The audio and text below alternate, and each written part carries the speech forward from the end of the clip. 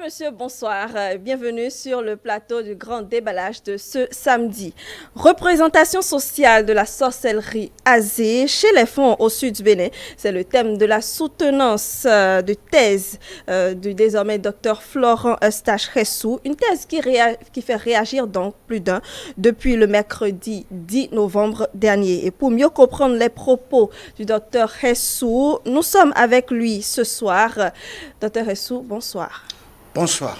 Comment vous allez? Ça va très bien, merci. Merci donc d'être avec nous ce soir pour mieux nous expliquer donc les thématiques autour desquelles vous avez soutenu votre thèse et surtout clarifier certains propos également qui sont sortis dans la presse ces derniers jours. Maro Fabiola Boussari, bonsoir. Bonsoir à vous, Brunel Mérinade aussi. Bonsoir, docteur Florent Eustache-Ressou. Bonsoir à chers amis téléspectateurs. Alors, docteur Ressou, beaucoup de polémiques donc autour de vos propos depuis votre soutenance de thèse. Je l'ai rappelé tantôt, le thème c'était bien représentation sociale sur la sorcellerie, représentation sociale de la sorcellerie azé, donc chez les fonds au sud Bénin. Déjà, pourquoi être allé vers la sorcellerie, docteur Ressou? Merci, la question elle est pertinente. Le premier objectif est personnel. Mon père est mort quand j'avais 3 ans. Et puis, on m'a dit qu'il serait mort de sorcellerie. Lui-même, il avait 35 ans. Alors, je me suis mis à me questionner depuis ce temps. Et voilà, ça fait première raison profonde. La deuxième raison profonde, c'est que quand j'ai fini mon DEA, j'avais le choix entre continuer, parce que j'avais travaillé sur la spiritualité de la danse, j'avais travaillé sur Alekpiranwu. J'avais le choix entre continuer sur ce que j'ai fait au DEA ou prendre un autre sujet. Et pour le DEA, j'ai abandonné parce qu'il y a beaucoup d'amis qui continuent le DEA, la thèse. Bon, il n'y a pas trop d'innovation. Mais je me suis dit, vu toutes les thèses qui se soutiennent à l'université aujourd'hui, il faut trouver un thème novateur, un thème risqué. Et je me suis mis à chercher, je vous assure que ça m'a pris du temps, et j'ai trouvé sorcellerie. Et il a dit, bingo, je fais sorcellerie. Et le patron de mon patron a dit, non, c'est pas possible. Bref, d'aller changer de sujet. Et j'ai dit que franchement, ce qui m'arrangerait, c'est vraiment ça. Et puis voilà, donc j'ai attendu que mon patron, Dodi, prenne le grade qu'il faut pour diriger une thèse.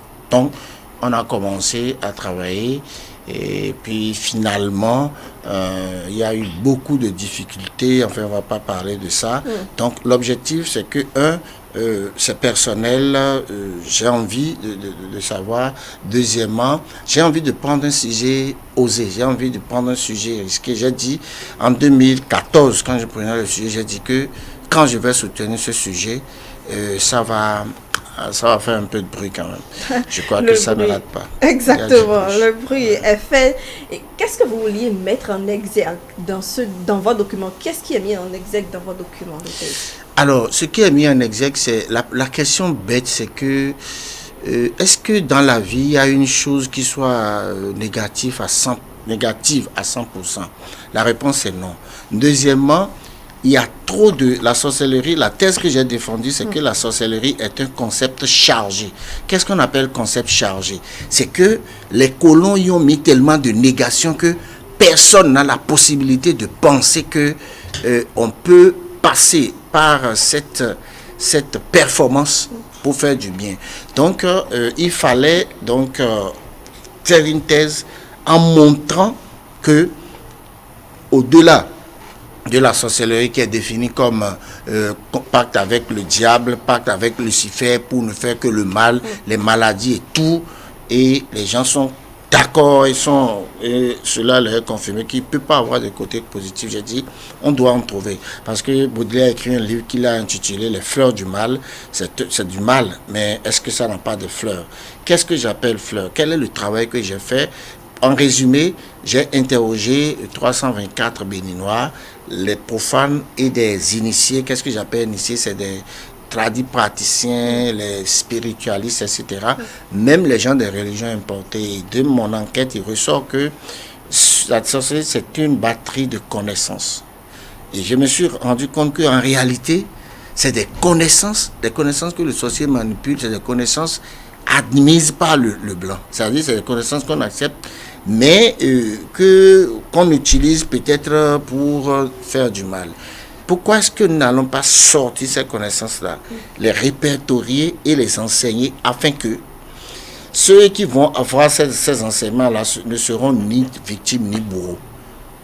Parmi ces disciplines, il y a par exemple, nous avons parlé d'indicamétrie. L'indicamétrie, c'est une science inventée par Moustapha Diabaté, inspirée de Édouard Glissant, qui dit que dans la vie, il y a le monde du visible et le monde de l'invisible. Ce qui fait le sous-développement de l'Afrique, c'est qu'on a tendance maintenant à privilégier le visible. Or, l'invisible est véritablement quelque chose. Nous avons également la magie.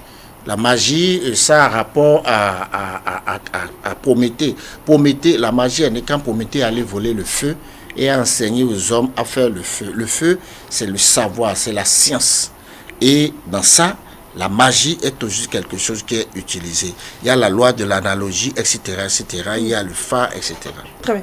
Donc, des disciplines donc, font partie de la sorcellerie. Qui font pas, on ne peut pas dire qu'ils font partie de la sorcellerie. Quand on analyse, on voit que c'est un paquet de savoir. Et lorsqu'on essaie d'être au fait de ce savoir-là, on a vraiment une énergie assez dopée pour avancer.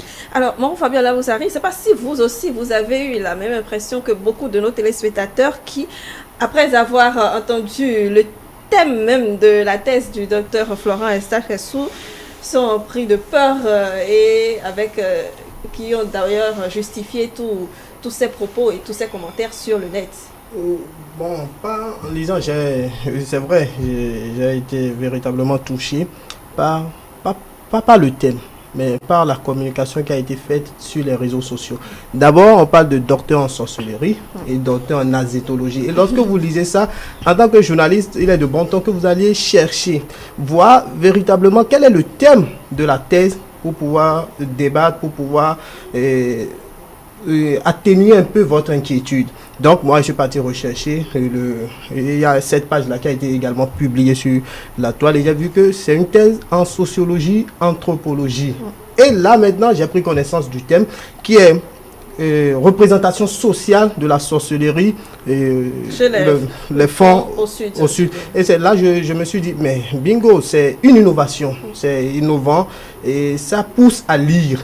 En même temps, quand j'ai lu cette première page, je me suis dit, il faudrait que le contenu soit publié, le contenu soit véritablement divulgué pour que nous prenions conscience de ce qu'il y a dedans et qu'il n'est pas question là de docteur en sorcellerie et docteur en azétologie. Mais l'autre côté, c'est que ça nous permettra de savoir ce que pensent ceux qui sont du milieu de cette science, comme le docteur le dit, de cette science, qu'est-ce qu'ils en pensent. Et j'aurais aimé également qu'il y ait également d'autres thèses qui puissent suivre en dehors du milieu fond, qu'on puisse aller par exemple dans le milieu Yoruba, surtout quand vous connaissez le milieu Yoruba avec les arrières et l'essence même du Yoruba, on parle de Oyo, tout ça là, et la spiritualité qui entoure le Yoruba. Je pense il est de bon ton également que d'autres s'en inspirent pour aller faire certaines recherches. Mais c'est parce qu'on a parlé de sorcellerie que ça crée le tollé sur la toile. Parce que moi, quand même, en sociologie, anthropologie, il y a quand même des gens qui travaillent sur le Bo, qui travaillent sur Egungun, qui travaillent sur Oro, qui travaillent sur plusieurs divinités. Mais c'est le mot sorcellerie là qui a véritablement touché. Et il était de bon temps quand même que le docteur Florent Eustache-Ressou précise et nous fasse part de ce qu'il a mis dans son document que nous avons envie de lire très bientôt. Absolument. Je suis sûre que ce sera disponible très bientôt. Alors docteur, je peux dire que vous vous attendez à toutes ces polémiques là. Oui, absolument. Parce que c'est le thème qui s'y prête. On ne peut pas vouloir traiter de ce sujet-là et croire que personne ne vous dira rien. Et donc, je dois même remercier les gardiens du temple parce que beaucoup de gens ont voulu faire cette thèse-là et n'ont pas pu. Donc, moi, j'ai pu faire la thèse et je l'ai soutenue. Je ne vous dirai pas tout ce qu'il y a derrière. Donc, je les remercie d'être en train de me protéger dans l'ombre parce que mon rôle, ce n'est pas d'insulter, ce n'est pas de dévoiler, mais c'est de dire que c'est quelque chose de De positif, de bien, et donc il n'y a aucun conflit qui tienne par rapport à ça. Tout à l'heure, Marou Fabiola Boussari parlait de docteur en sorcellerie, en zétologie. Bon, je pense que c'est toujours bien de clarifier les téléspectateurs. Vous êtes docteur sociologue. Je suis docteur en socio-anthropologie du développement. Option culture société. Très bien. Donc, à l'école doctorat pluridisciplinaire de l'université d'Abomey-Calavi. Très bien. Donc, les téléspectateurs sont situés, rassurés peut-être dès maintenant. Tantôt, vous avez parlé des colons qui ont travaillé donc cette manière de penser et cette manière de voir la sorcellerie chez nous. Mais est-ce que c'est toujours la faute des colons? Est-ce que ce n'est pas nous-mêmes en réalité, la manière dont on l'utilise? Parce que quand on entend parler dans notre société, ça n'a aucun impact positif. On ne voit rien de ce qui est positif dedans en réalité. Mais c'est l'éducation qu'on nous a donnée. Le colon a été tellement méchant avec nous. La colonisation française a été sorcelleresque. Parce que quand on était petit, aucun pays ne peut se développer dans la langue d'autrui. Mais quand on était petit, quand tu parlais ta langue nationale, ta langue maternelle, on mettait des coquilles d'escargot au cou. Déjà, pour nous faire refuser, pour nous faire renoncer à notre valeur intrinsèque, qui est notre langue maternelle. C'est à partir de... Puis vous allez voir des enfants aujourd'hui qui ne comprennent même pas ils ne comprennent aucune langue béninoise. Ils parlent français. Et ils sont devant les bandes dessinées de Canal+, etc., etc. Qu'est-ce que ces enfants vont devenir? Qu'est-ce qu'ils vont défendre par rapport à ça? Alors, ce que je suis en train de dire, c'est quoi? Le concept est chargé pour que tout ce qui concerne notre culture soit appelé sorcellerie. Même nos panégyries claniques, on appelle ça sorcellerie. Nos contes, c'est de la sorcellerie. Le vaudou, c'est de la sorcellerie. Tout ce que nous faisons, c'est de la sorcellerie. Mais de l'autre côté, quand ça vient de l'autre côté, eh bien oui, ce n'est pas de la sorcellerie. Donc, il faudrait que nous-mêmes, on travaille à notre autoréférentialité, qu'on prenne notre Bastille pour dire que notre développement doit partir de nos valeurs intrinsèques. Qu'est-ce que nous faisons de nos plantes? Quels sont les secrets? Quels sont les coutumes? Quelles sont les choses qui peuvent nous permettre d'être présents sur le toit du monde, d'être présents au rendez-vous des autres? Parce que lorsque nous allons partir avec la culture des autres et que eux, ils vont venir, nous serons véritablement leur assujettis. C'est pour cela qu'il faut explorer des sujets du genre qui sont la manipulation, le truc là. Et c'est aussi une thèse de déconstruction. La philosophie finale, c'est quoi? C'est que la thèse va être déconstruite, la sorcellerie ne sera plus objet de frayeur, on pourra l'utiliser pour faire du développement. Parce que tenez, lorsque vous prenez l'informatique est à base de Fa.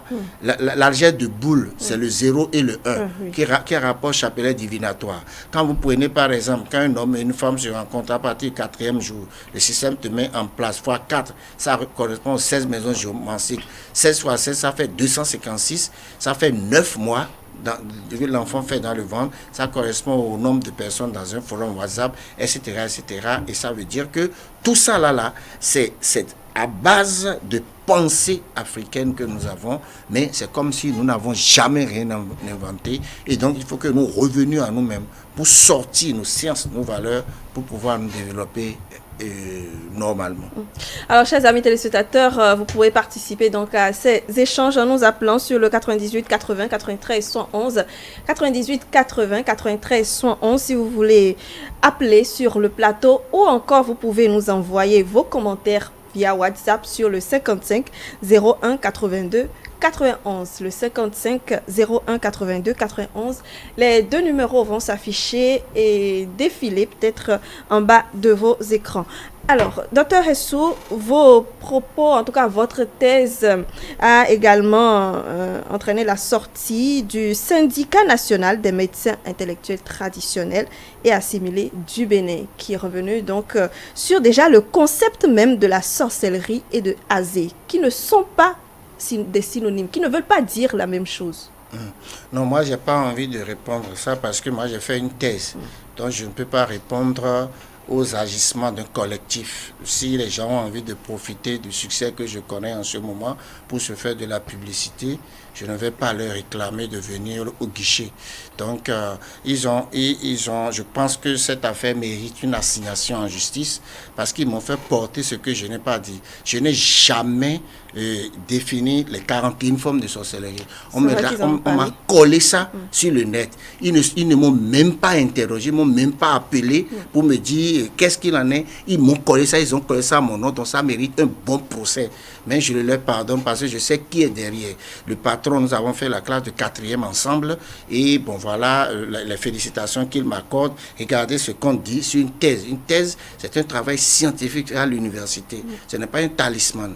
Mais regardez comment ça se fait. On sent beaucoup plus la haine, la jalousie et je ne réponds pas à cela. Donc, ce qu'ils m'ont reproché, ce n'est pas de moi. Ce qu'ils ont dit, ça ne me regarde pas. Ce n'est pas de moi qu'ils ont parlé. Ils auraient pu m'appeler pour dire, mais cette affaire-là, est-ce que c'est toi? Je vais dire oui avant qu'ils écrivent. Donc, leur réaction est tombée faux. Leur réaction est tombée en ruine puisque ces 41 formes de sorcellerie qui m'ont collé, ce n'est pas de moi. Donc, le courrier est faux et mal renseigné. Je pense que nous avons un téléspectateur. Allô? Oui, allô? Bonjour, monsieur. Oui, bonjour, madame. Oui, votre nom, s'il vous plaît, comment allez-vous? Très bien, moi, c'est Souleymane Diallo m'appelle. Souleymane Diallo. Vous nous appelez d'où? Je vous appelle depuis de Porto-Novo. Très bien. Monsieur Diallo, oui. Votre commentaire, on vous écoute. Oui, bon, j'ai tout juste une question. Hein. Oui. C'est pour demander au docteur s'il est marié, il a combien d'enfants. C'est tout juste ma question. Ah. Encore c'est important, vous voulez répondre? C'est ma vie privée, donc permettez-moi de garder ça. C'est la seule chose qu'il me reste. Donc, permettez-moi, après tout ce que j'ai reçu sur le net, permettez-moi de protéger ma progéniture. Merci. Monsieur Souleymane Diallo, si vous avez des questions ayant rapport donc à notre thématique, ce serait le bienvenu. Alors, docteur, nous poursuivons toujours dans cette thématique. Vous avez tenu certains propos après donc la soutenance de thèse, peut-être même lors, qui n'ont pas été très bien compris. C'est le moment également de clarifier les choses aux amis téléspectateurs. D'abord, la création de l'école. La création d'une école. Et vous savez, quand j'ai fini, on me faisait une interview, donc j'ai développé ma pensée, mais les gens ont juste pris la petite phrase qu'ils ont, et puis tu vas remarquer que c'était carrément une attaque, quoi. Moi, ça m'a fait sourire parce que finalement, ça m'a fait de la publicité. C'est pas une école où il y aura des hiboux, des petits hiboux. C'est pas une école où les gens vont être sur les arbres ou ce qu'ils ont donné pour me faire beaucoup de pubs, puisqu'il y a déjà beaucoup d'inscriptions. Mais c'est ces sciences que je viens de dire là, c'est ça qu'on va enseigner. Ces filières que j'ai, c'est ça, on va enseigner le mentalisme, on va enseigner le coaching, le développement personnel, le FA, on va enseigner la physique quantique, on va enseigner tout ce qu'il faut pour que l'homme soit aguerri et être fort dans la vie afin de ne plus avoir peur de quoi que ce soit. Et puis même le développement personnel, même l'entrepreneuriat. Parce que c'est quand vous êtes pauvre que vous êtes astreint, que vous êtes la proie facile du côté négatif de la sorcellerie. Donc ce n'est pas une école de sorcellerie où il y aura des hiboux sur les murs, etc. etc.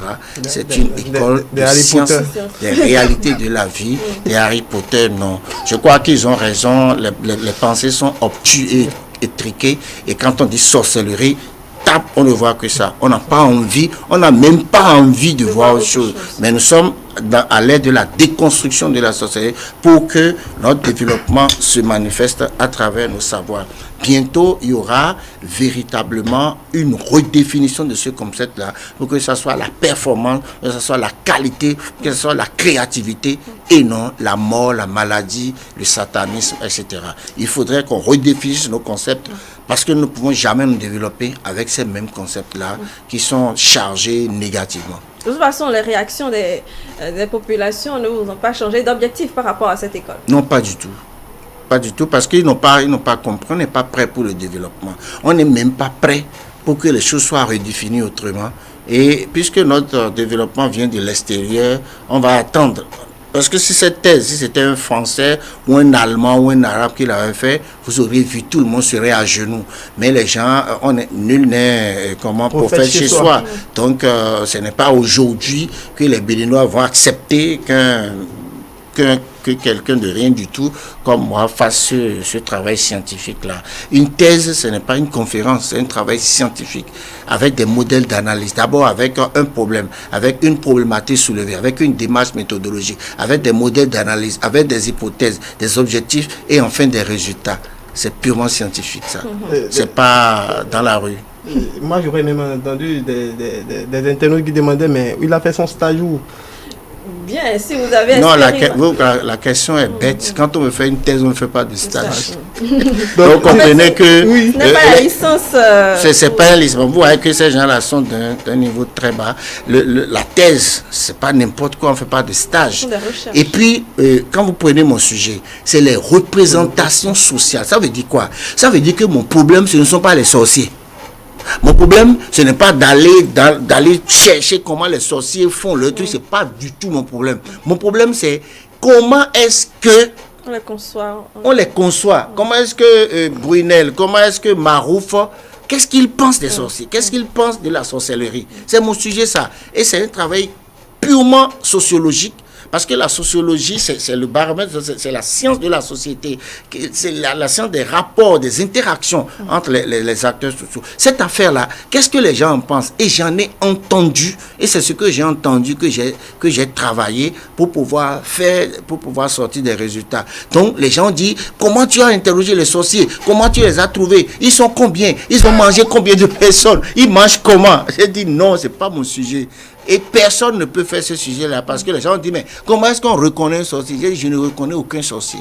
J'ai interrogé les Béninois lambda. C'est vrai que dans le dépouillement de mon questionnaire, il y a des gens qui sont très avancés. Tu vas voir la maturité dans leurs réponses, tandis que d'autres, c'est les racontants. Voilà, une dame est tombée, un chat a fait ci, un chat a fait ça. Donc, nous avons analysé ces analyses-là que nous avons croisées pour trouver nos résultats, en partant bien entendu d'hypothèses avant d'avoir d'objectifs pour aboutir à des résultats. Très bien. Alors, c'est vrai que vous avez parlé tout à l'heure de ce que tout le monde a dit, mais moi, je voudrais quand même que vous nous disiez 2 ou 3 phrases de manière concrète, ce que les gens disent de manière concrète, de ce que vous avez entendu de la sorcellerie. Oui, ça s'appelle les verbatim parce que c'est à la fois qualitatif et quantitatif. Par exemple, quelqu'un a dit que sa femme était enceinte et qu'ils sont allés à l'hôpital et que les médecins ont dit il n'y a rien à faire, il faut le bistouri. La femme on lui avait changé de tenue, qu'il a appelé un monsieur au village que tout le monde craint et tout ça là. Le monsieur a demandé à ce qu'on passe le téléphone à la femme. On a passé le téléphone à la femme, le monsieur a parlé dans l'oreille de la femme et la femme a accouché 5 minutes après. Donc, vous voyez, c'est digne d'analyse, ça. Il y a plein de trucs. Par exemple, les gens qui sont un peu avancés disent que, voilà, mon peuple périt faute de connaissance. Et la sorcellerie, c'est de la connaissance pure, etc. Donc, la sorcellerie, c'est le nubudo. C'est quelque chose qu'on ne peut pas définir, mais qu'on le veuille ou pas, c'est la connaissance qui s'acquiert par initiation ou par d'autres formes. Personne ne peut cerner de façon précise ce que c'est que la sorcellerie, mais on s'entend pour dire quand même que c'est une série de connaissances, de sciences, de savoirs qui s'entremêlent. C'est pour ça que les fonds disent Azéo, nous les Azé, à partir de ce moment-là, c'est le savoir-faire, c'est ce qu'on t'a appris, c'est la performance et la qualité que tu as pour atteindre tes objectifs qui deviennent ta sorcellerie. Et il est dit aussi dans la thèse que chacun est sorcier à sa manière, parce que chacun de nous est né champion, puisque quand il y a eu cette affaire entre papa et maman, le spermatozoïde, le seul, il y a eu un cordon d'argent qui a été posé sur ça, et c'est ce spermatozoïde qui a fécondé l'ovule et vous êtes là. Donc, vous avez une force, et Dieu a même dit que vous êtes fabriqué à son image et à sa ressemblance. Donc, c'est déjà une manière de dire que vous êtes véritablement des êtres à l'image de Dieu, des êtres très importants, et donc des êtres qui ont une certaine puissance, une certaine valeur, une certaine force, et chacun est donc sorcier à sa manière, parce que chaque être ne ressemble jamais à l'autre. Chacun a ses valeurs, a ses forces et ses faiblesses, et donc sa sorcellerie. Absolument. Également, un autre propos que vous avez tenu donc, il y a quelques jours, que le vagin de la femme est le haut lieu de la sorcellerie. Bon, de toutes les façons, j'ai plus envie de revenir sur ça parce que ça a suscité tellement de tollé que j'ai pas envie de répéter, mais de répéter ce que Rabbi Tan a dit. Rabbi Tan, en attendant, en rentrant, il n'est pas entré dans la polémique. Il dit, par exemple, comment on appelle le sexe de la femme. On appelle ça chatte. Et tout le monde sait le rôle de l'animal chat dans les pratiques sorcelleresques. Il dit également que dans ces mêmes pratiques, il a dit beaucoup de choses, j'ai pas envie d'aller plus loin, je m'en arrête là parce que j'ai pas envie de gonfler la polémique. J'ai aussi envie de revenir sur un petit post que j'ai vu tout à l'heure, j'ai parlé de cunilingus, que j'ai dit que ce n'est pas une bonne chose. Les gens peuvent continuer à le faire, mais je pense que c'est pas une bonne chose. Et ce ne sont pas des trucs qui sont dans ma thèse, c'est au cours d'une interview, comme ça, comment poser des questions, j'ai donné des réponses et les gens ont pris ça et en font la publicité. Et un toubab, je crois, quelqu'un qui a dit que voilà, si on dit que le cunilingus est mauvais, pourquoi est-ce que les blancs se développent, etc. Mais pourquoi est-ce qu'on va nous comparer aux blancs? On n'est pas les blancs. La culture, et ce travail est un travail purement culturel. Parce que la culture, c'est quoi? Ce sont nos habitudes, ce sont nos usages. Nous sommes sur une terre, nous sommes sur un karma, nous sommes sur une réincarnation et tout. Et ce qui marche pour le blanc ne peut pas forcément marcher pour nous. Par exemple, lorsqu'un enfant naît, ce n'est pas de la même manière qu'on enterre son placenta, qu'on enterre le placenta en Europe. Les blancs jettent, mais en Afrique, quand un enfant naît, le placenta est quelque chose de très important. Parce qu'on estime, par exemple, que quand on jette ça et que ça connaît un mauvais traitement, que ça peut agir sur l'enfant. Ça, là, les blancs s'en fichent, mais nous, on en tient compte. Il n'y a pas beaucoup d'enfants dont les placentas ont été malmenés ou jetés. Maintenant, est-ce que nous allons faire de la comparaison entre nous et l'Europe? Je ne crois pas. Très bien. Alors, toute cette acceptation-là de la sorcellerie chez nous, est-ce que vous pensez qu'avec votre école, on va y arriver? C'est quoi acceptation? Je n'ai pas compris. C'est-à-dire, étant donné qu'il faut déconstruire cette image que nous avons de la sorcellerie. Moi, je ne suis qu'en train d'ouvrir une brèche. C'est un début. Il faut que quelqu'un commence quelque chose quelque part. Et je veux même que des gens rentrent dedans, que les gens trouvent Parce que la science évolue par erreur rectifiée. Que des gens viennent casser complètement ma thèse pour poser autre thèse et etc., que la science puisse évoluer et que je sois dépassé d'ici à un ou 2 ans. Mais j'ai eu véritablement l'envie d'ouvrir le débat. Le débat est ouvert de façon assez brutale et énergétique. Et je crois qu'il faut que ça continue avec d'autres qui vont qui vont prendre le contre-pied de ce que j'ai dit. Mais c'est déjà intéressant que moi, je pose les premières bases. Et ce n'est jamais définitif, ce n'est jamais une science infuse, ce n'est jamais une vérité indestructible. Absolument. Alors, Maro Fabiola Boussari, avec toutes les explications du docteur Essou, les conceptions sont différentes désormais. Oui, et ce que moi je retiens fondamentalement dans ce que le docteur a dit, c'est déconstruction. C'est-à-dire cette image-là que les gens, la population, les citoyens ont de ce mot sorcellerie avec toute son énergie. Quelle est l'image, par exemple, lorsque vous pouvez constater partout, lorsque vous êtes quelque part dans un endroit, qu'il y a un élément mauvais qui s'introduit sans que personne ne l'ait prédit ou sans que personne ne sache, on dit, oh, c'est la sorcellerie. Ou bien, c'est un esprit. Ça se dit, ou bien lorsque vous faites quelque chose qu'on n'arrive pas à cerner véritablement les contours, on dit, oh, il faut le laisser, lui, c'est un esprit. Donc, lorsque c'est mauvais, tout le monde, la plupart des gens collent ça à la sorcellerie. Donc, il faut déconstruire, faire en sorte que les gens puissent vivre avec. Parce que vous savez, ce qui tue bon nombre de citoyens, bon nombre de personnes, c'est beaucoup plus les soucis, la peur surtout. Surtout la peur. Surtout la peur. La peur tue même plus que le pistolet. Voyez, donc la peur. Maintenant, apprendre aux gens que nous pouvons vivre avec ce mot-là, avec son énergie, que ce mot-là et son énergie sont des éléments qu'on peut positiver, qui peuvent accompagner la vie, qui peuvent nous aider à nous développer, nous aider à réussir notre vie, nous aider à nous réaliser nous-mêmes, à se révéler nous-mêmes, à se révéler au monde entier. Je pense qu'avec ça, rien ne pourra nous faire peur et nous ne pouvons qu'aller vers le développement que nous souhaitons. Très bien.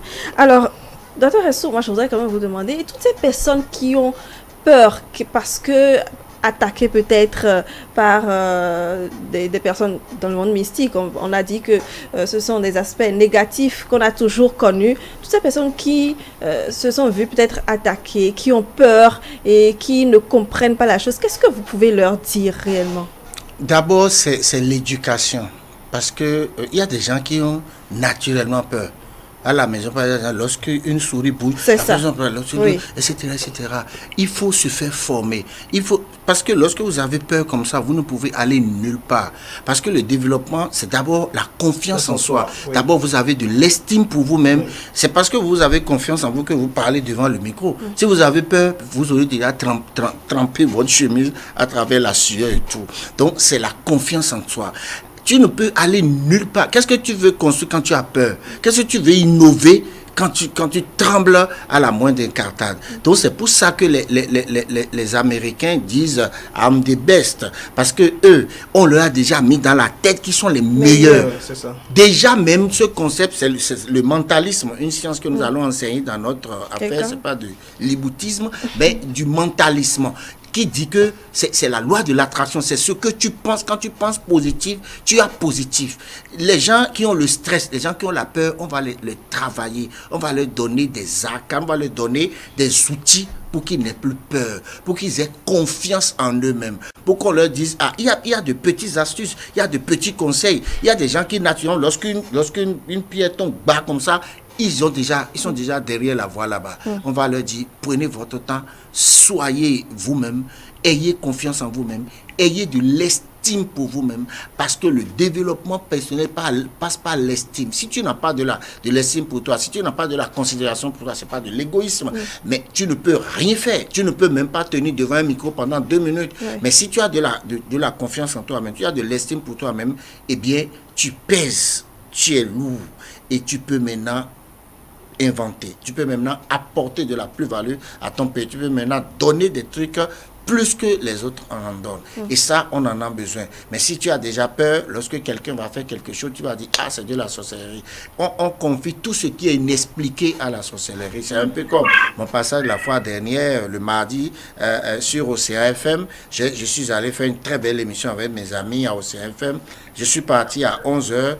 Au CFM, il y a court-circuit, pareil, ça a pris fait à 17h. Les gens disent que Florent Ressou est venu faire une démonstration de sorcellerie. Et c'est tellement bizarre parce que comment est-ce que cette démonstration peut-il se faire? Je n'étais même plus là. Est-ce que c'est de la maison que j'ai envoyé le feu? Donc c'est tellement ridicule. Mais c'est comme ça que ça se représente. Tout ce qui nous arrive et qu'on ne comprend pas, c'est la sorcellerie. On ne se remet pas en cause, on ne dit pas, mais est-ce que nous n'avons pas mal fait? Tu vas à un examen, tu n'as pas étudié telle leçon, tu as passé tout ton temps à faire WhatsApp, tu échoues, tu dis que c'est la sorcellerie. Tout ce qui nous arrive, maladie, échec, tout, c'est la sorcellerie. Donc nous devons commencer par nous départir de cela, nous remettre en cause, nous mettre au tribunal de notre raison, positiver et nous donner des sciences, nous donner des connaissances qui nous permettent d'avoir confiance en nous-mêmes, de ne plus avoir peur et donc d'innover, d'inventer pour que notre sorcellerie soit l'innovation, la créativité, la performance, la capacité et tout ce qui est très bon pour le développement. C'est pas pour rien que certains entraîneurs s'appellent sorciers noirs. Ça ne fait du mal à personne. Mais sorcier blanc, je veux dire, mais si tu es quelque part, on dit, c'est un sorcier, tout le monde commence à te fuir, etc. Moi, j'ai fait ma thèse, on a dit, si tu n'es pas sorcier, tu ne peux pas faire ça. C'est un sorcier, c'est le sorcier numéro 1. Moi, je présente mes excuses à ma famille, à mes amis, parce qu'on les appelle, on leur dit, tu as désormais un sorcier, le sorcier est là, etc. J'ai fait une vidéoconférence au Togo. Les gens disent, est-ce que le sorcier est déjà installé là? Et ils disaient ça, j'ai entendu, je vous ai entendu. Non, quelqu'un m'a dit de ne pas passer tout le temps à me justifier. On n'a pas besoin d'être un initié à la sorcellerie avant de travailler sur les représentations sociales. Parce que c'est même ça. Lorsque tu es initié, tu es déjà à l'intérieur, ça va être compliqué pour toi de faire de la distanciation, parce que la science, il faut mettre de la distanciation, et quand tu mets de la distanciation, tu as de bons résultats, et non lorsque tu es à l'intérieur. Eh bien, apparemment, non. Nous allons faire une petite pause pour voir si nous avons reçu des messages sur notre numéro.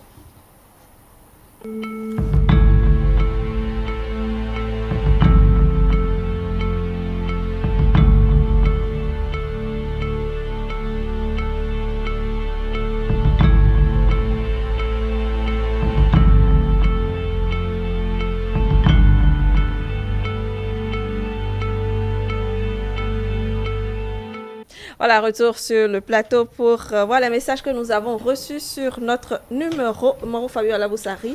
Nous allons démarrer par lequel? Gilles Zokli, docteur, il paraît qu'il n'y a pas de bonne sorcellerie. Qu'en pensez-vous?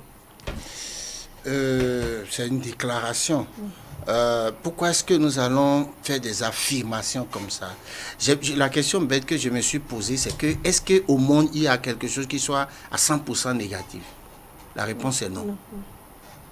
Parce que tout est relatif, c'est parce qu'il y a le jour qu'il y a la nuit, c'est parce qu'il y a le bien qu'il y a le mal, mais il n'y a jamais quelque chose qui soit négatif à 100%.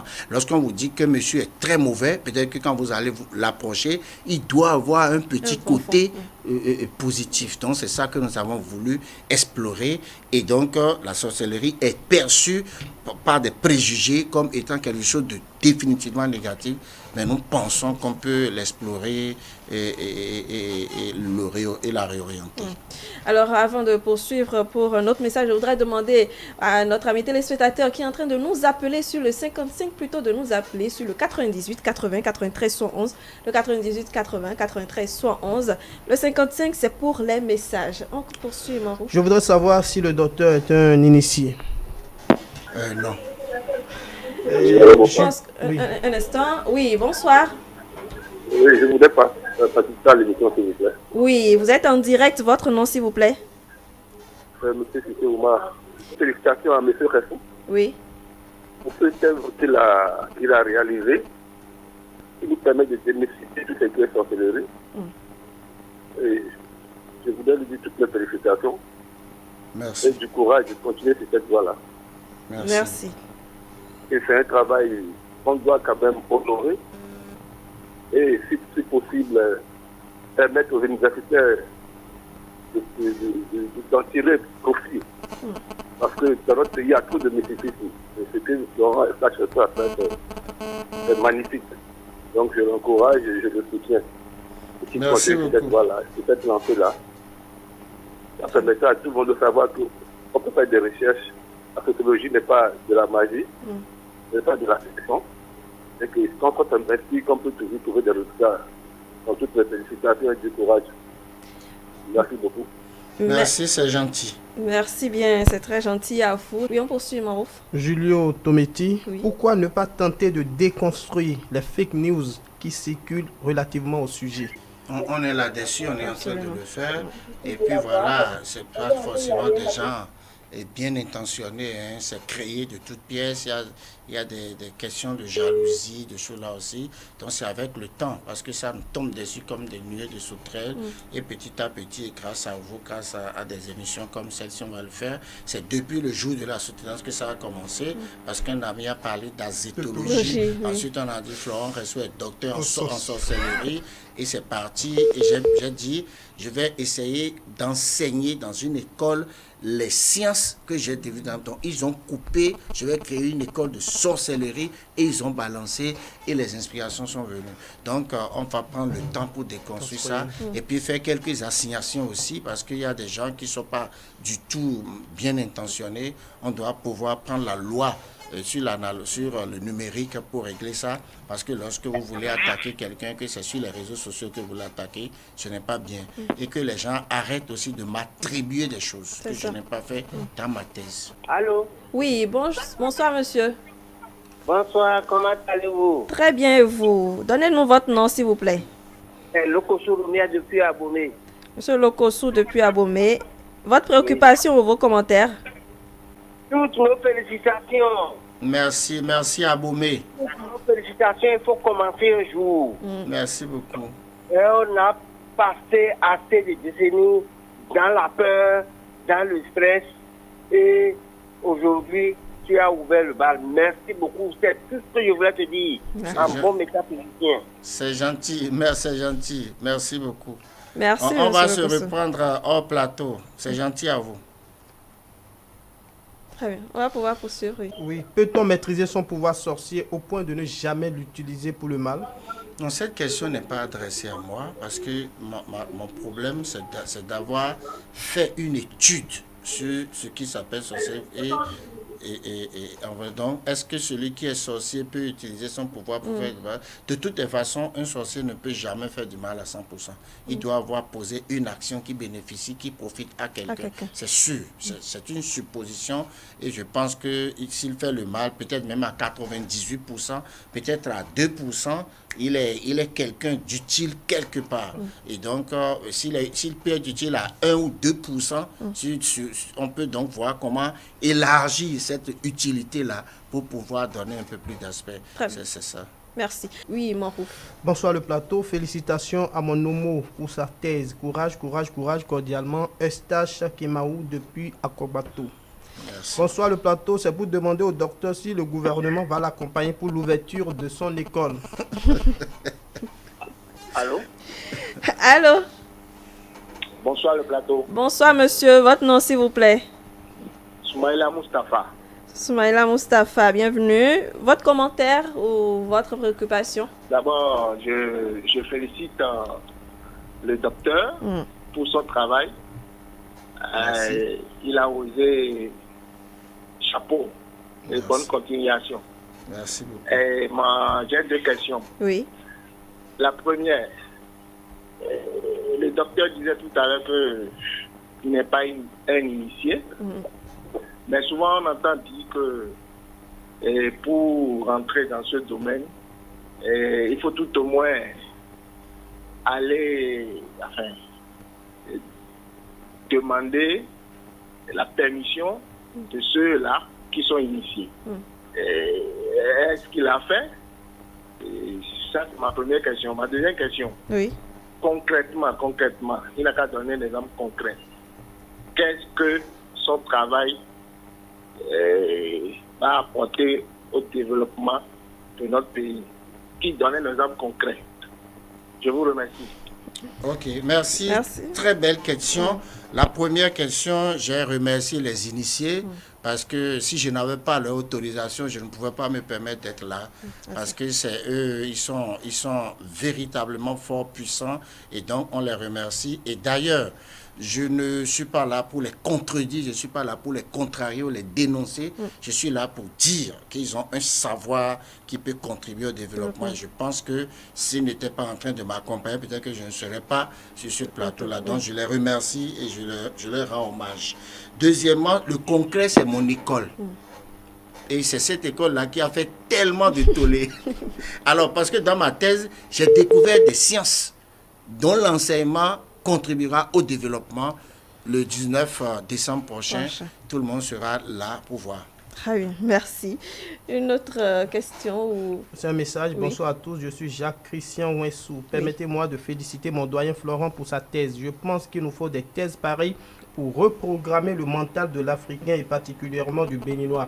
Je voudrais vraiment qu'il y ait beaucoup de communication autour des recherches sur la sorcellerie pour faciliter la compréhension de la grande masse. Aujourd'hui, nous utilisons la physique quantique, l'intelligence émotionnelle et toutes les nouvelles sciences de développement personnel, mais nous ignorons tout de notre propre science. La sorcellerie est un ensemble de connaissances. Alors, personnellement, j'attends d'autres chercheurs pour confirmer les recherches du docteur ou démontrer le contraire. Oui.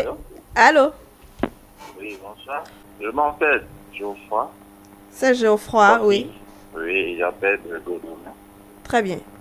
Préoccupation ou votre commentaire? Je voulais d'abord saluer tout le plateau. Oui, merci. Je remercie notre doyen, le docteur, Laurent Estac-Ressou, et qui nous a montré que, en fait, nous avons des talents pour pouvoir au moins nous démontrer. Parce que je le félicite vraiment du fond du cœur. Parce qu'au Bénin, ici, il le faut pour faire sortir vraiment ces genre de trucs-là. Mais la personne pas dit, ça veut dire forcément qui fait partie de leur groupe de par là, qui est politique par-ci par-là. Donc, je vous félicite vraiment, je vous félicite et je vous souhaite bon courage de continuer toujours dans ce sens. Parce qu'il y en a trop, trop. Parce que j'ai vu trop de choses sur les réseaux sociaux. Mais je le félicite vraiment et on est toujours derrière lui. Merci et bonsoir. Merci, ça me va droit au cœur. Merci beaucoup pour votre appel et pour vos mots également. Le message est terminé. Il n'y a pas Pascal Kofi, bonsoir. Comment s'inscrire à l'école du docteur? Ok, très Y bien. aura-t-il des cours en ligne? Oui, les cours seront essentiellement en ligne parce que mes plus grands élèves aujourd'hui sont à l'extérieur. Les cours seront par visioconférence et bientôt, déjà début décembre, nous allons commencer par communiquer autour. Très bien. Il y avait également le message de Jacques Christian Winsou qui appréciait également le travail que vous aviez fait. Seule l'éducation peut repousser les limites de l'ignorance et renforcer le capital confiance en soi. Donc, ce qu'il a dit. Super, bien dit. On poursuit un autre message. Pensez-vous que la maîtrise de cette science de la sorcellerie peut être bénéfique pour le développement du Bénin? Absolument, on l'a dit tout le temps. Et dans quel sens? Parce que le problème, ce n'est pas la maîtrise de la science, mais c'est l'utilisation positive des techniques. Voilà, parce que le sorcier, c'est quelqu'un qui maîtrise véritablement la nature et il utilise vraiment ces techniques-là pour nuire. Comment faire pour ne pas nuire avec? C'est ce que nous allons faire maintenant. Et puis quelqu'un vient de parler de l'intelligence émotionnelle, même de l'intelligence artificielle. C'est des choses que nous allons enseigner. C'est des choses que eux aussi ils utilisent, mais de façon pas élaborée. Tout ça là, on va explorer ça. Très bien. Un autre intervenant en ligne, bonjour. Oui, bon. Comment vous allez? Oui, ça va très bien. Votre nom, s'il vous plaît. Oui, je suis encore venu, c'est Suleiman Diallo toujours. D'accord. Oui. Et je voulais demander au docteur. Oui. Oui, on vous écoute. Oui, Monsieur Diallo, vous pouvez y aller, on vous écoute. Oui, ok. Moi, il me semble que le docteur nous cache quelque chose. Hein. Il ne veut pas mettre toutes ces années, pendant des années, à faire ses études et il va sortir docteur en sorcellerie. Il y a quelque chose là. Alors, non, je ne suis pas docteur en sorcellerie, s'il vous plaît. Je suis docteur en socio-anthropologie. Peut-être qu'il y aura des docteurs en sorcellerie qui viendront, mais pas moi. Non, parce que je suis là, vous nous cachez quelque chose. Non, je ne suis pas docteur en sorcellerie. Je suis docteur en socio-anthropologie et à la fin, quand j'ai choisi mon sujet, c'est de travailler sur les représentations sociales et non même la sorcellerie elle-même. Donc, je n'ai même pas travaillé sur la sorcellerie elle-même, non. J'ai travaillé sur la sorcellerie selon des théories comme celle de Jean-Claude Abric et de Serge Moscovici. Là, c'est un peu compliqué. Donc, mon rôle, ce n'est pas de travailler sur la sorcellerie elle-même, mais qu'est-ce que M. Suleiman Diallo pense de la sorcellerie? Qu'est-ce que Marouf pense de la sorcellerie? Qu'est-ce que Brunet pense? Et c'est ça que moi, j'ai analysé. Donc, laissez-moi d'abord ici, je ne suis pas allé là-bas. Monsieur Diallo, merci beaucoup pour votre appel. Je pense que vous êtes peut-être satisfait là maintenant. Hein? De toute façon, nous l'avons dit. Le docteur Florent Eustache-Ressou n'est pas docteur en sorcellerie, c'est docteur en socio-anthropologie. Oui. Marouf? Oui, le reste, ce sont des messages de félicitations. Oui. Il y a félicitations au docteur, c'est un bon début sur ce sujet. Emmanuel Djossou. Très bien. Merci beaucoup donc, aux amis téléspectateurs. Alors, Dr Florent Eustache-Ressou, nous allons clôturer notre plateau. Qu'est-ce que vous avez envie de dire aux populations qui sont toujours des gens pessimistes, peut-être un peu comme M. Diallo? Non, je pense que c'est normal. C'est lorsque l'élève est prêt que le maître apparaît. Et quand des gens comme nous ont commencé par apparaître, ça veut dire que quelque chose va venir. On n'est pas encore prêt. Parce que pour se développer, il faut changer les paramètres. Vous voyez, quand on dit sorcellerie, ce n'est pas la même réaction que le petit blanc a comme le petit noir. Le petit noir, quand il dit sorcellerie, peut même plonger et mourir en même temps. Tandis que l'autre va dire, oh, qu'est-ce que c'est? C'est rien d'autre. C'est une question de lumière, c'est une question d'évolution mentale. Et je crois que le travail que nous sommes en train de faire consiste à conscientiser les gens, à allumer leur cerveau, à allumer leur mental, à faire en sorte qu'ils puissent se départir de la peur pour faire du développement. Ce n'est qu'un début et je pense que je remercie tous ces téléspectateurs qui nous ont encouragés et en son temps nous allons communiquer autour. Tout ce qui a été dit sur les réseaux sociaux, c'est normal parce que le sujet est frais et quand quelqu'un dit qu'il a travaillé sur ça, on doit penser qu'il est dedans et je crois que c'est bon. Bientôt, nous allons allons sortir nos curricula, qu'est-ce que nous allons enseigner là-bas? Ils vont voir qu'il n'y aura pas d'hibou dans notre école, il n'y aura pas de personnes assises sur des sables, toutes les images qu'ils nous ont montrées pour nous faire rire, mais ce sera quelque chose de très sérieux et quand quelqu'un va sur ces cours-là, il sera ravi, il sera conscient, il sera consistant pour pouvoir produire du développement. Merci. Marouf, oui. Oui, moi j'attends seulement la publication de la thèse pour enrichir mes connaissances. La thèse sera lancée le 19 décembre prochain, la Oui. publication. D'accord, Ah il oui. n'y a pas de souci. Bon, pour finir, je vais dire à nos téléspectateurs qui ont écrit, il y a eu assez de messages, mais oui. quand même, retenez quand même Atinouke depuis le Gabon, Loco Angelo, Gérard Da Silva, professeur Gérard Da Silva, Victorin Bossou, nous avons reçu vos messages, des messages de félicitations à l'endroit du docteur. Merci de nous soutenir et de suivre cette émission. Merci donc à vous, amis téléspectateurs, pour cet intérêt que vous avez porté au sujet. Nous l'avons remarqué par vos messages, par vos préoccupations, par les appels. On poursuit ce plateau avec une petite pause d'abord.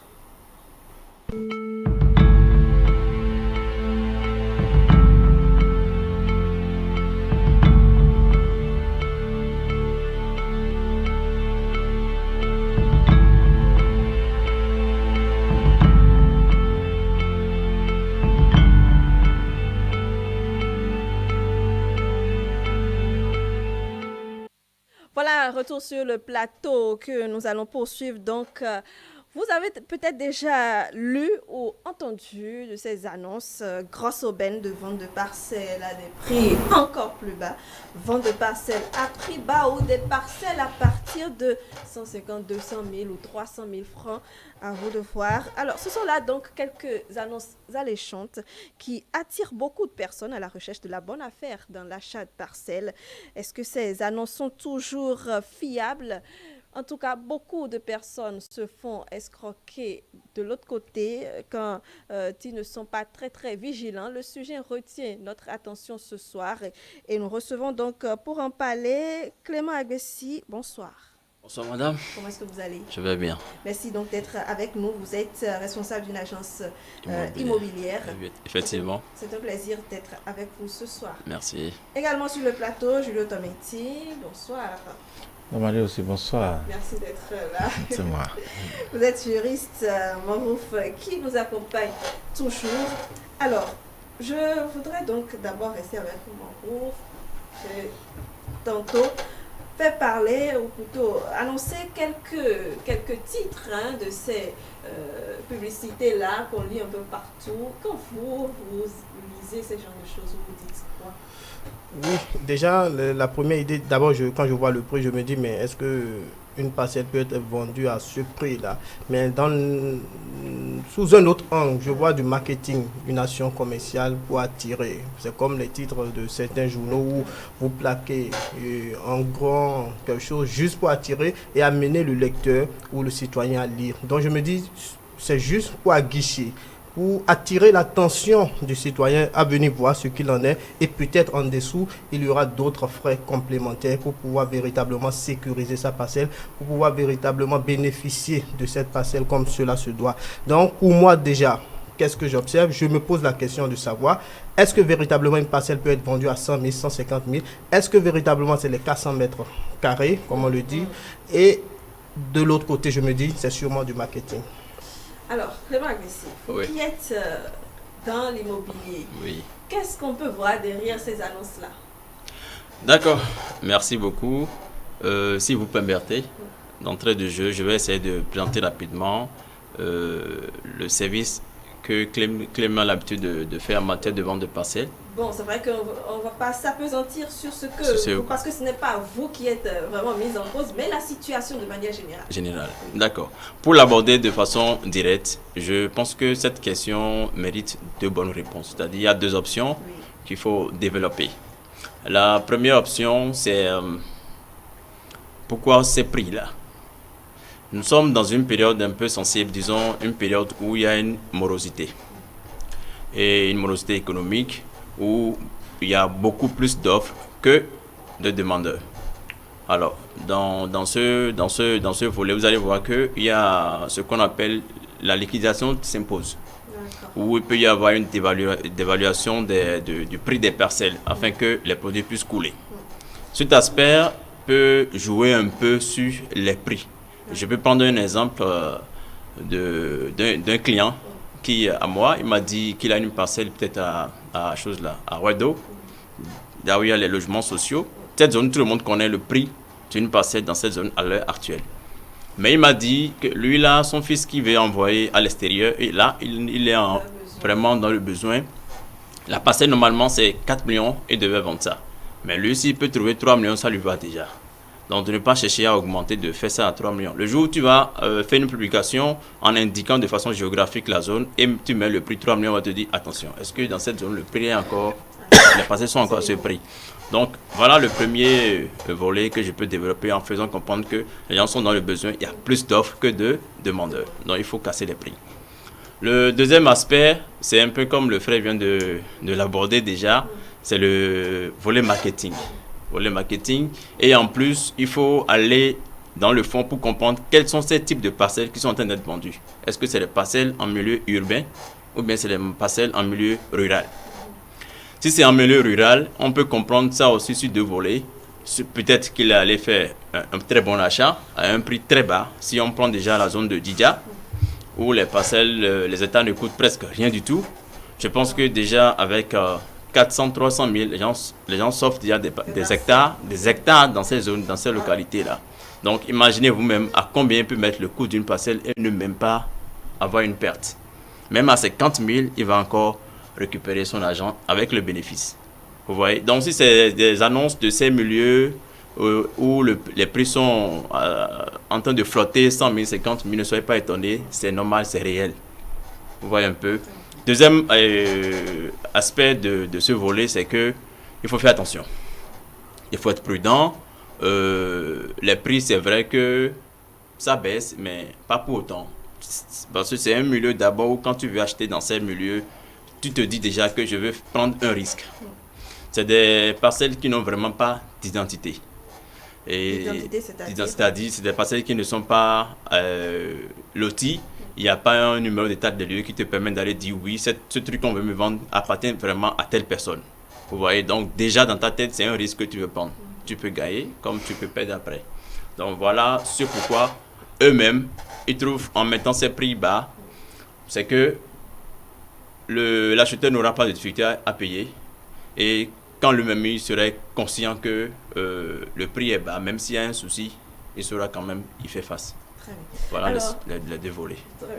Bien expliqué. Avant de poursuivre donc sur les volets que vous avez développés tout à l'heure, vous, Fabien Laboussari, vous avez réalisé un élément à ce sujet que nous allons suivre très très rapidement. Des parcelles à des prix alléchants qui donnent envie à tous d'obtenir son terrain. Mais les réactions sur la toile font état de frustration à la découverte de ces domaines. Pas question de fouiller avant de tomber sur des commentaires comme ceux-ci. Emmanuel Domarou fait savoir que c'est de l'arnaque et affirme « n'essayez pas, ils persistent et signent, ils m'ont eu déjà ». Une autre réaction, c'est du bluff, aller vers les plus compétents et réalistes, ceux qui ne s'adonnent pas à ces activités mensongères. Et renseignez-vous. Des victimes qui s'expriment librement et qui d'ailleurs publient ce que pensent tout bas de nombreux citoyens frustrés par ces pratiques. Ouais, c'est un système de marketing. Ils disent que c'est 200 000, c'est 300 000. Quand tu vas aller là-bas, tu vas voir qu'ils vont ajouter des frais de ci et de là. Pour pouvoir, ils veulent vendre, c'est pour ça. Ils veulent vendre, mais c'est mauvais. Pour moi, ce n'est pas une bonne attitude. Il faut qu'on supprime ces conneries-là dans ce pays. Quand tu vas acheter, il y aura autre chose qui vont s'entourer, qui vont entourer le prix. Et le prix sera maintenant peut-être de 2 000 à 500 000. Le constat est également remarqué chez les agences immobilières qui reconnaissent qu'en leur sein, certains s'adonnent à ces pratiques mensongères. Au Bénin, il y a une kyrielle d'entreprises immobilières qui font des offres et qui s'adonnent à une pratique peu recommandable, la publicité mensongère. Ils affichent un prix et le prix est différent du prix réel. Mais que faut-il comprendre? Quand au-delà des prix affichés, certains citoyens se voient proposer d'autres frais une fois à la découverte des domaines. Ce que nous affichons, ce sont les prix de la parcelle. En plus du prix de la parcelle, il faut ajouter les prix des formalités.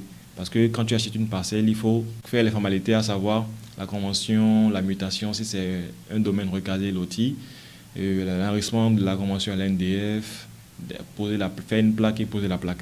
Donc nous avons un forfait pour les formalités que le client doit payer et qui prend en compte tout ça. En gros, quand le client paye chez nous et qu'il paye les frais de formalité, il croise les bras, on lui fait toutes les courses. Les timbres qu'il faut acheter pour coller sur les conventions, les courses pour aller faire signer ces documents ici et là.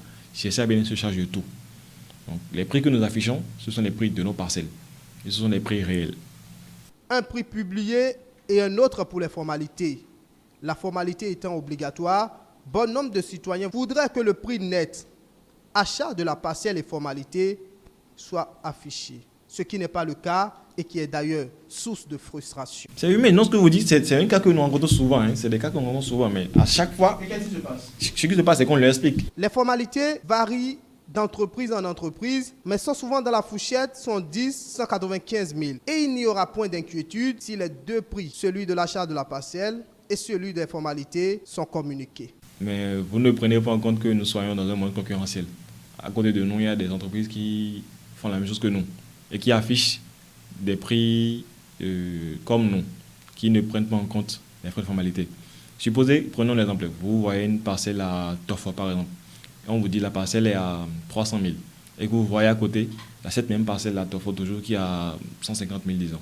Vous allez trouver qu'ils sont chers, que nous sommes chers, alors que le prix que nous aurons affiché comprendrait les formalités, et que là-bas il n'y aura pas les formalités. Donc les gens ne voient toujours pas, ne vont pas au-delà du prix affiché pour venir poser des questions pour savoir la différence est où. Ils ont se faire leur opinion et se dire GCA Bénin sont chers. Donc ce que nous faisons, c'est d'afficher les prix des parcelles. D'ailleurs, ce que nous faisons, c'est la vente de parcelles.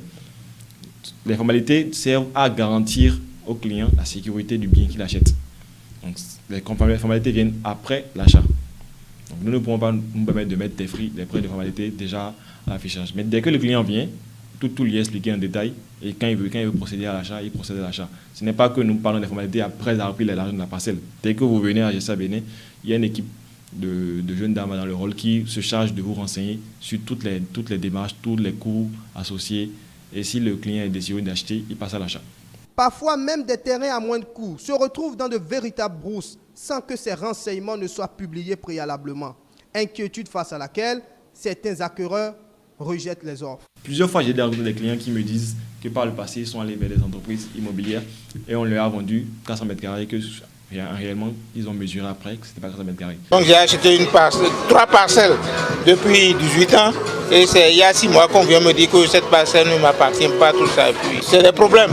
Faut-il le souligner, Ruinator a tenu à faire savoir que dans son entreprise, pas d'inquiétude à avoir. Nous ne faisons que dans du vrai. Si cela est vrai, il est important que toutes les agences suivent le pas pour assainir ce secteur, truffé de mots et d'incertitudes. Il faut que l'État pense à ça, à régulariser cette situation-là. Voilà, c'était donc l'élément réalisé par moi pour Abiola Boussari. Juliette Ometti, vous avez suivi l'élément. Qu'est-ce que vous retenez de cela? Non, sur la base de l'élément et de ce que j'ai entendu ou de ce que je sais aussi sur le terrain, il y a le jeu de concurrence, d'accord, qui amène quelque peu ce qu'on appelle la publicité mensongère. La publicité mensongère sur le prix et sur le bien. Sur le prix, on essaie de le diminuer autant que possible pour appâter le client. Sur le bien, on vous dit des fois que le bien a peut-être 100 mètres de goudron. On vous dit qu'on va vous amener en visite et vous parcourez des kilomètres sur des kilomètres. Finalement, il y a des clients qui disent, bon, moi, je me retourne. L'autre chose, c'est on ne donne pas toutes les informations aux clients. On vous dit, en fait, peut-être que ce n'est pas ignorance, que le domaine ou bien la parcelle est nantie d'un titre foncier. Quand le Bénin entend titre foncier, il est encore plus convaincu. Alors que peut-être le monsieur a pris peut-être 5 hectares et l'hectare est nanti d'un titre foncier. Mais toi, tu prends une portion de terre de 500 mètres carrés qui n'est pas couvert par le titre foncier, mais ce titre foncier, c'est-à-dire que cette parcelle que tu as pris doit avoir elle-même, son titre foncier. Pour nous, c'est vrai que ça couvre d'une manière générale parce qu'il peut y avoir d'autres problèmes de mitoyenneté. Donc, c'est des éléments sur lesquels, en fait, à donner toutes ces informations, ça amène le client, ceux qui veulent l'acheter, à être réticents. Maintenant, l'autre chose plus dangereuse et qui pourrait peut-être des fois mettre les accueillants en difficulté, il y a des zones rurales déclarées zones agricoles où normalement vous ne pouvez pas prendre une seule parcelle. C'est-à-dire quoi? Ces zones-là sont déclarées d'utilité agricole, c'est pour faire des activités agricoles, pastorales et autres. D'accord? Donc, pour le faire, 1 hectare, 2 hectares, 5 hectares, et donc, à chaque étape même, selon la dimension, il faut requérir soit l'autorisation du conseil communal, soit jusqu'à des fois aller à la préfecture, aller au ministère des fois. Des fois, ça va même en conseil des ministres. L'utiliser oui, pour... maintenant, vous ne pouvez, il y a des domaines dans lesquels vous ne pouvez pas prendre et aller construire. Si vous voulez le construire, mais tôt ou tard, vous serez soumis. C'est-à-dire, on risquera de venir vous déguerpir parce qu'il y a un projet agricole qui était prévu là. Or, ce sont ces zones-là, notamment aujourd'hui, qui l'individu achète 20 hectares. Donc, c'est une zone. Moi, il y a à 80% de chances que ce soit des zones agricoles, d'accord, que l'on vend, que l'on morcelle, que l'on vend et qui mettraient peut-être éventuellement en difficulté après ces accueils-là. Donc, c'est les choses sur lesquelles il faudra faire vraiment attention pour que tout ce que nous avons déjà en termes de problèmes en matière foncière, que d'autres ne s'en ajoutent pas. Alors, nous allons sûrement revenir sur le sujet parce que, étant donné que le temps est très très juste. Alors, M. Agbessi, je voudrais quand même revenir sur les formalités. Dans l'élément, c'est bien dit qu'en réalité, on ne dit pas exactement le prix de la parcelle. Vous y allez avec l'intention de dépenser 300 000 francs. Après, vous vous retrouvez avec 500 000, 600 000 francs de manière globale. Pourquoi est-ce qu'on a besoin de faire ça? Ok. Vous voyez, ce volet, par exemple, si on doit en parler, moi, je vais développer encore 2 cas. Parce que, tout simplement, il y a le fait que le Béninois n'est pas vraiment informé de ce que c'est que formalité après achat ou après acquisition d'une parcelle. Beaucoup ont le flair d'aller vers une parcelle l'acheter, mais ce qui est derrière, ils ne savent pas. Aller remettre l'argent, payer une parcelle ne suffit pas pour être propriétaire. Donc, du coup, ceux qui sont en train de mettre et les formalités et l'achat en bloc pour pouvoir servir la population doivent normalement faire une bonne sensibilisation.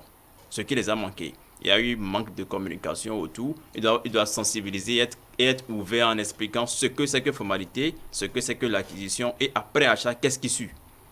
C'est parce qu'aujourd'hui, tout le monde veut manger et avoir le gros ventre. Sinon, normalement, ce n'est pas à eux de combiner cela avec l'achat. Ils doivent faire les choses de façon séparée. Et chacun joue son rôle. D'accord. Les formalités sont dans... Par exemple, j'ai entendu parler du titre foncier et il faut faire chose. Le titre foncier, ce n'est pas à un agent immobilier de prendre les formalités de titre foncier et ajouter au prix d'acquisition pour rendre service au client. C'est parce qu'on veut manger encore plus. Laissez le notaire faire son rôle, faites votre vente et orientez l'acheteur vers qui de droit. Très bien. Alors, mais moi, je me pose la question. Donc, ça veut dire que, étant donné qu'il y a séparation, on ne peut pas clarifier dans la publicité qu'il y a des frais également à faire, à dépenser après l'achat. Vous m'excusez beaucoup. Beaucoup de gens ont acheté leurs parcelles qui ne sont pas couverts par titre foncier. Mais ils savent qu'après acquisition, il faut aller à la mairie, d'accord, de la convention jusqu'à l'affirmation. La population, la plupart, ont déjà l'information que quand tu achètes une parcelle, c'est la mairie qui te fait les formalités. Mais est-ce que ceux qui achètent des parcelles ou les agences immobilières achètent aujourd'hui font l'effort de les faire couvrir par le titre foncier? Est-ce qu'ils arrivent à expliquer que ce n'est plus la mairie qui a, comment dirais-je, le droit de formalité? C'est beaucoup plus, c'est plutôt le notaire. Est-ce que la population est informée? Les gens n'ont pas l'information qu'il faut.